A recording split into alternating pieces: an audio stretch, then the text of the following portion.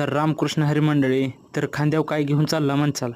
तर आपण केळी रोपं घेऊन चाललो आहे, कारण आपल्या शेतात येणार आहे ती केळी रोपं लावाय माणसं. कारण घरच्या घरी करणं तर काय सोपं नव्हं. मग काय आणली एक खेप, पण लय राव दुखायला लागला खांदा. मग दुसरी डायरेक्ट गाडीवर आणली बाबा, गाडीवर ठेवून आणली. परत आणल्या पाट्या ठेकी, कारण आपल्याला मिक्स करायची होती लिंबोळी पेंड. लिंबोळी पेंड मिक्स करायची होती आणि टाकायची होती आपल्याला ह्यांनी खड्डे घेतल्यावर.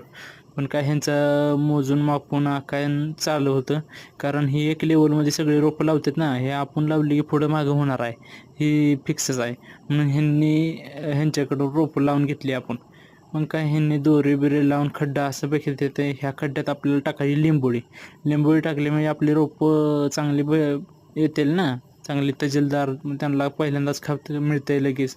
मग काय केली सुरुवात लगेच की लिंबोळी खत टाकायला. मग कना 25 मिनिटात आम्ही लिंबोळी खत टाकून घेतला. त्यांच्या मागं बरोबर ती खड्डे घेत होते, आम्ही टाकत होतो. परत घेतली पूजा करून डॅडीकडनं. डॅडीनं फोडला नारळ, मग मस्तपैकी पूजा झाली. मग काय सुरुवात लगेच केली ह्यांनी दाना 20-25 मिनिटात तर लावून तिकडं ही 1.5 तासात माघारी वळली दुसऱ्या शेतात जायला.